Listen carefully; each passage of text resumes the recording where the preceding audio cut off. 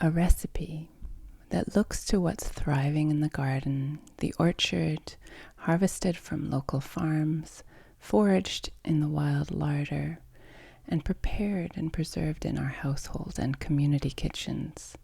Not just a recipe unconnected to this season and this place. This is a recipe for a resilient future.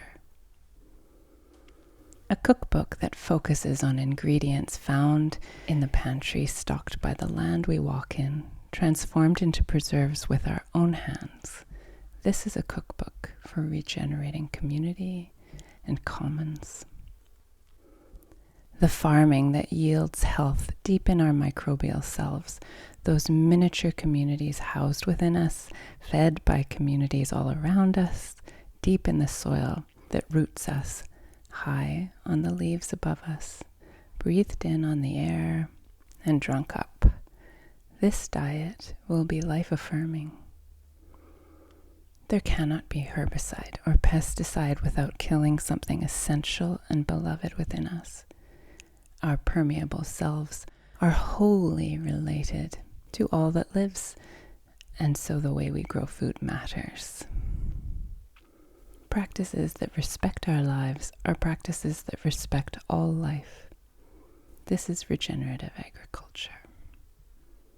A diet that gives us a future is ethical and moral, yet in complex ways that defy industrial definitions. There cannot be life without death, and so as we accept that we eat life, we are grateful, we participate. The growing science at last links hands with the ancient knowledge that we are all kin. A perception of what is enough follows, then how we eat is premised not in the profit, industrial, advertised, packaged, delivery complex, but in reciprocity, gratitude, place, relocalized to community, brought home. We pluck the apples from the tree, but we do those apples the justice of using them well.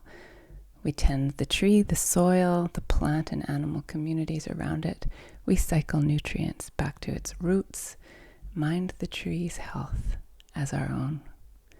We become family. We collect and share the seeds of plants we sow and tend. We create the conditions for animals to thrive, and we accept our responsibilities within the ecosystem. Whether hunting as the wilder animals do, or giving homes to the ones we long have shared domesticity with, to keep health and balance. Some of that eating of life looks more like death to us than harvesting leafy greens or foraging berries or digging roots, but all of it is in exchange. It is our own full participation in deep community that will make a future of collective thriving now, eating in ways that make more life. Then, the meal upon our table will be a friend and relation as much as those sitting around it.